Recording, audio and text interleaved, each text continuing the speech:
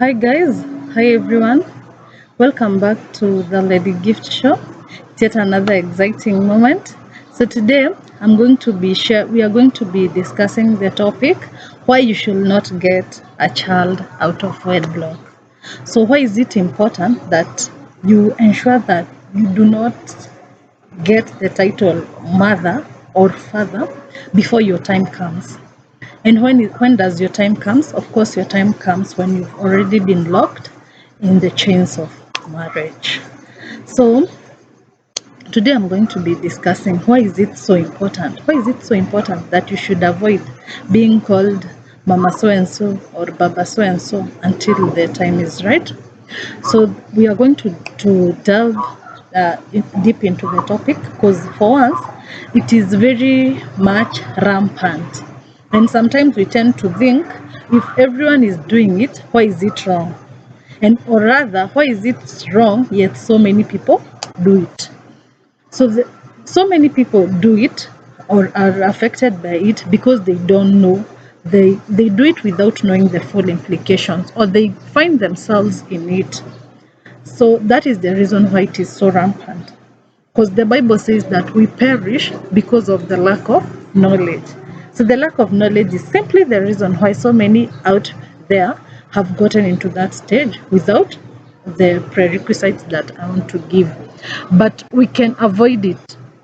So my message today mostly is for the young people, the pre-25 or any age you are youth. According to our government, the youth is from 18 to 35 years. Those are the years of your youth. And even when the Bible says that enjoy your youth, but know that you shall give an account. Those are the years that it talks about, from your age of 18 to 35 years. So this message is for you.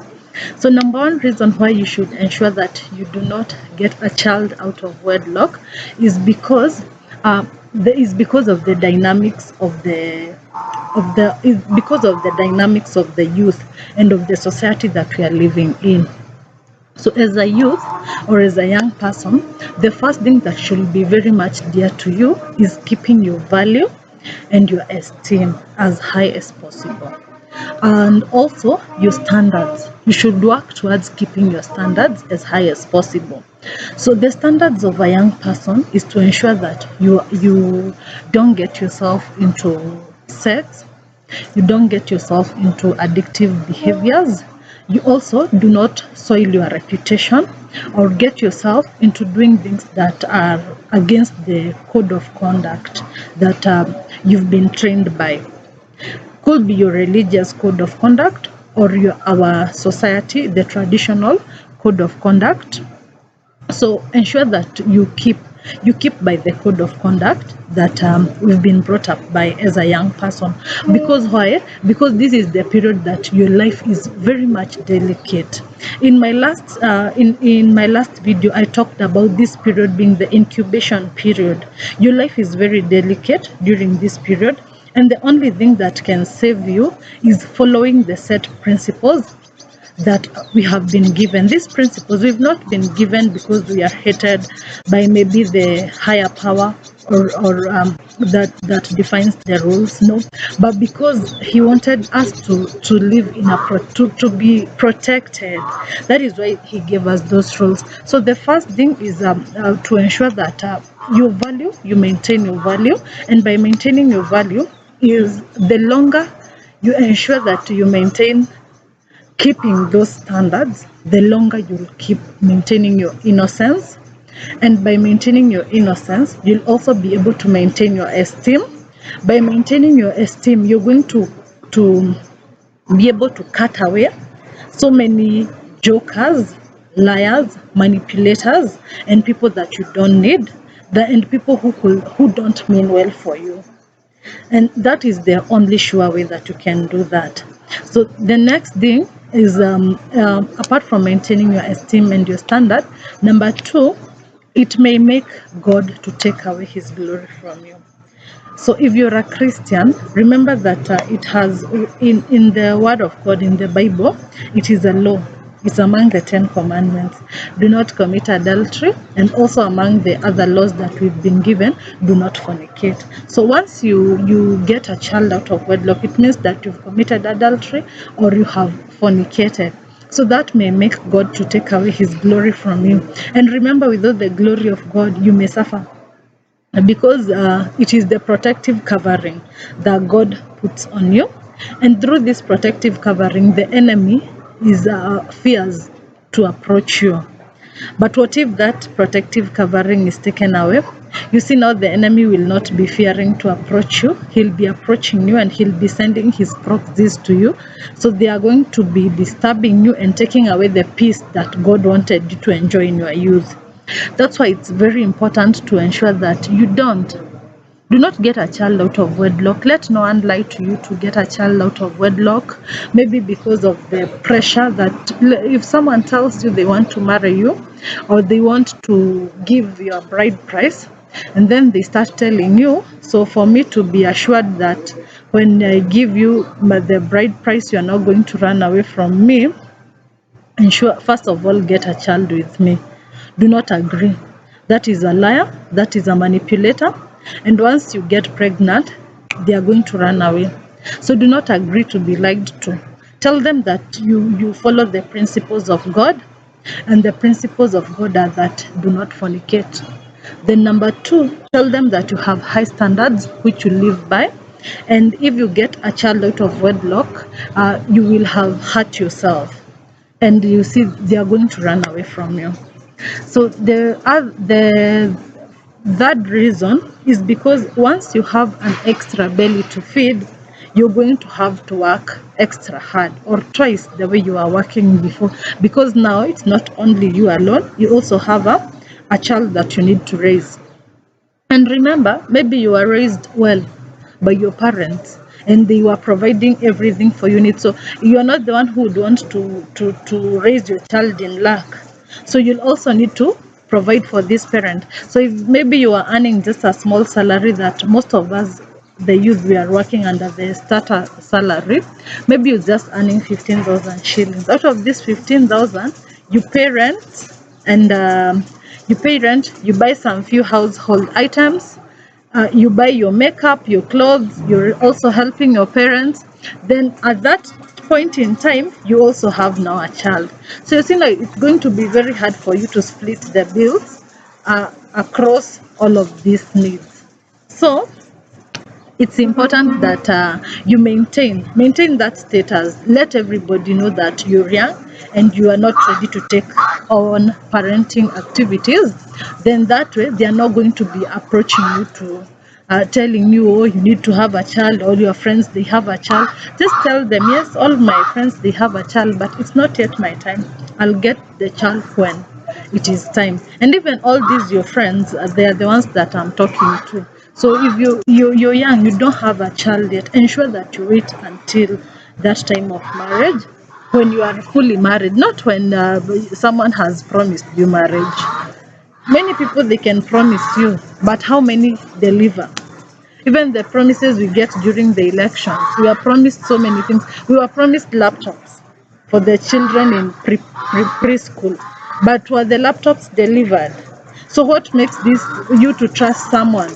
What makes this to be different? Do not trust a promise. Wait until you're fully and officially married with someone before you become pregnant, because that is the way God ordained it to be. Then there are other reason number 4 that makes which I would want to give is that it makes one to be vulnerable.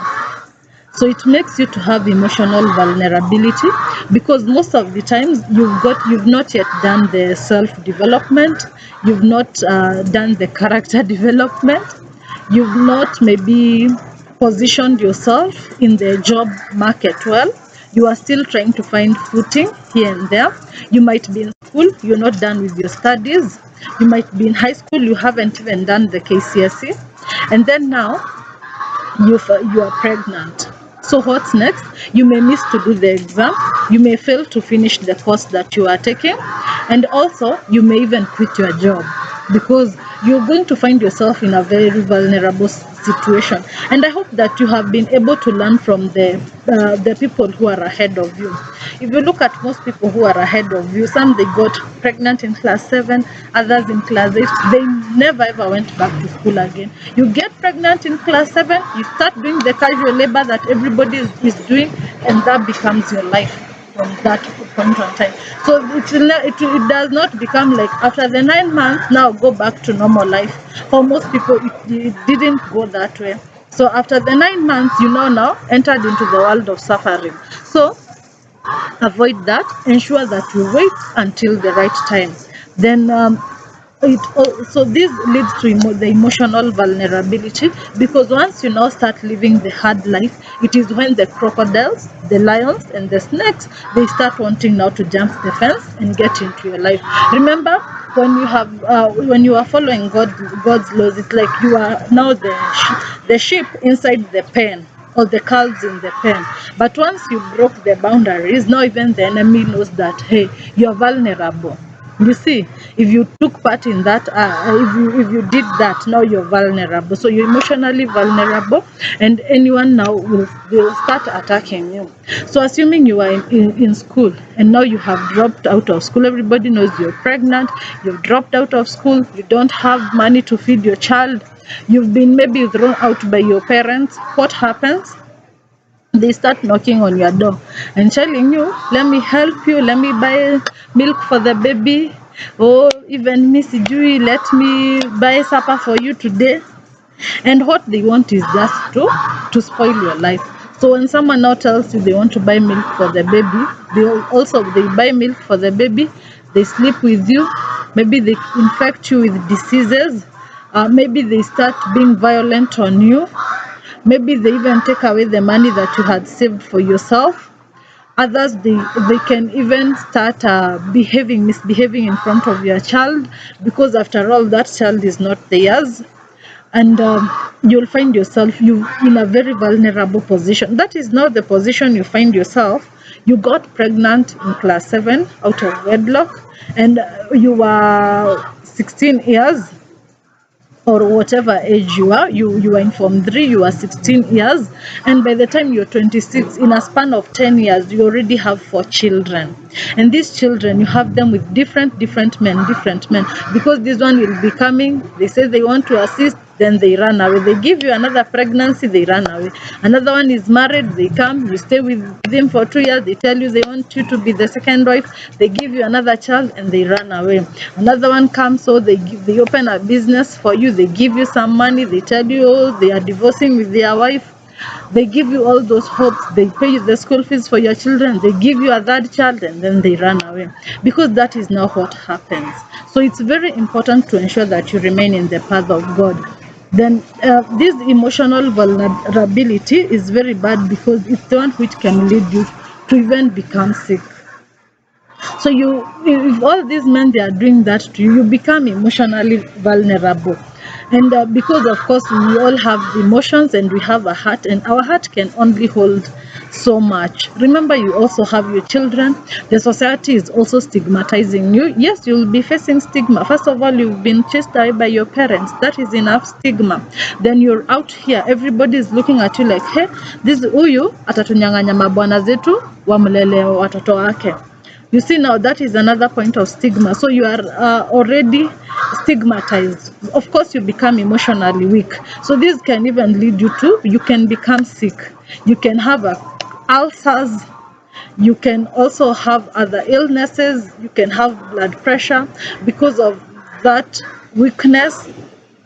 You can also find yourself, you've contracted diseases because of having these different people. Some will come, they marry you for 2 years, 3 years, with your children. You take your children to a different place, you're married now, you go there. After 2-3 years, they start saying, oh, sitalea shifter, nimechoka kulea watoto wenye sijaza. Now they take you back to default settings, and your children, they are also affected by that change of environment. So that vulnerability is very low. I really don't like being that way vulnerable, that I lose the footing of my life. It's not good. Ensure that you maintain having the steady footing of your life.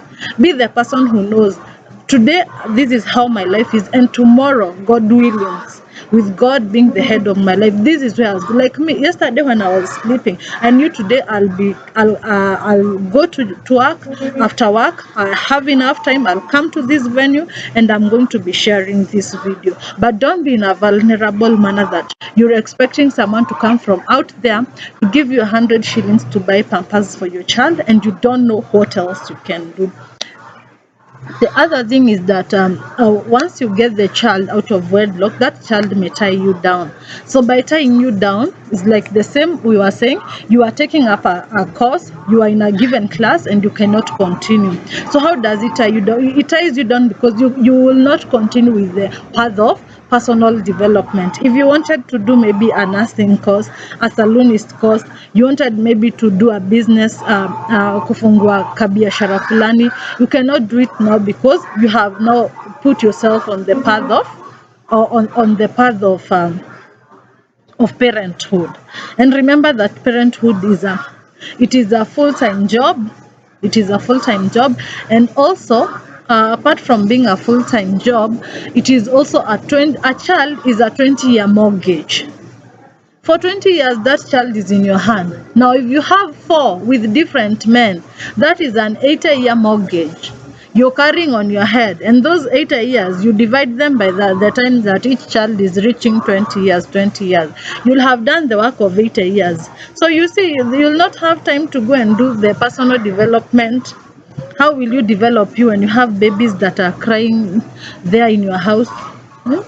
And these babies, they don't even have, you are the one who is taking care of them fully, like you're the mother and you're the dad. So we can avoid some of these things by simply keeping to the laws of God. Follow the law that God has given. He has said that the two shall come, they will unite and they become one flesh, and after that they are going to fill the world. So I'm not saying that if you get the child in marriage, then that man will not leave you and you will not find yourself as a single parent.